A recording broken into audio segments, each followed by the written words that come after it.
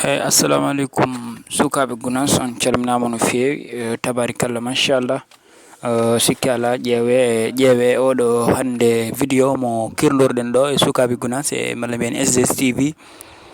Sikki ala ƴeew ɓeɗo musidɓe, ƴeewgal ɗo ɗanngal ɗum ɗo bandiraɓe musidɓe hewɓe ne foti rutinde hakkillaji mumen ganda wona woɗude ɗanngal saboto dañal bandiraɓe ɓuri koɓe jahata e geejuji ko heddade ɓe ga e leyɗele meɗen Afrique he nde wonno ko yiiloyte toon ko fof ko ga ittete, kono kadi ko yiiloyte toon ko fof ko ga ɓuri wonde, kono ndeysan ko galleji ɗi ɓittini won hen tawi mbawa joɗade ko ma jaaha toon to leyɗele Europe. Goto fof hande nan toon fooɗano gam yidde wurdoyde e ɓen waɗeɓe ɓe ganduɗa ɓe won hen ni hay jiiɗa ɓaleɓe, won hen hay dawaɗi mumen ɓurannoɓe ɓaleɓe.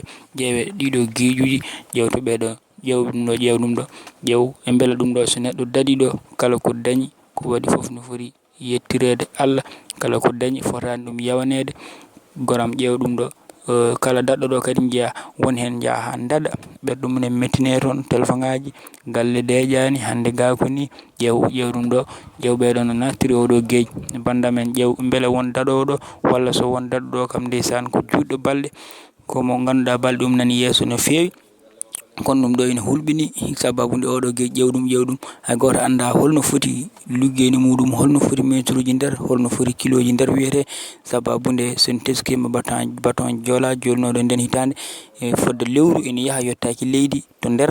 Ɗum ɗon noon ƴeewe oɗo gueƴ, ƴeew ɗum no wayi hulɓinade ɗum ɗo sanne. Sukaɓe meɗen Afrique en poti heddade leyɗele meɗen saabu kala ko jiilorɗen toon ina heeɓo ga, kadi kala ko heɓete toon koko ga ittete heddoro ken galana ɗum peeje.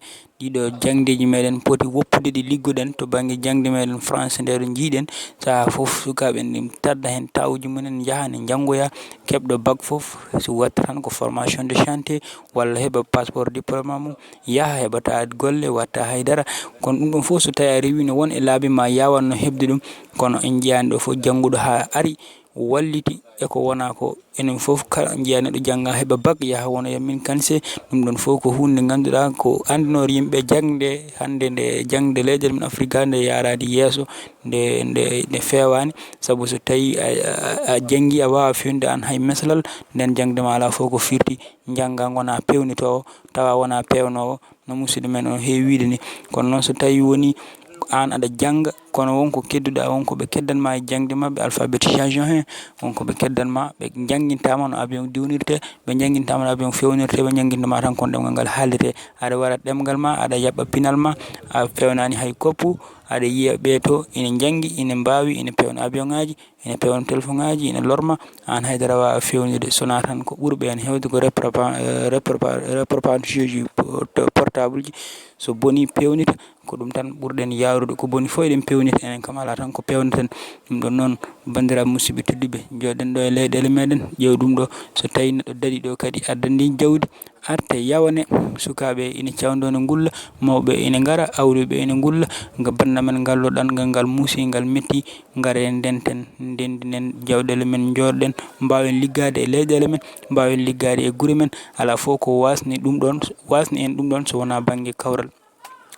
Kawral ngal so ngakki e leñol wawa yawrude yeeso, ko kawral ngal poɗɗen wassoyodirde, monikala wawa addude hen yiyande muɗum.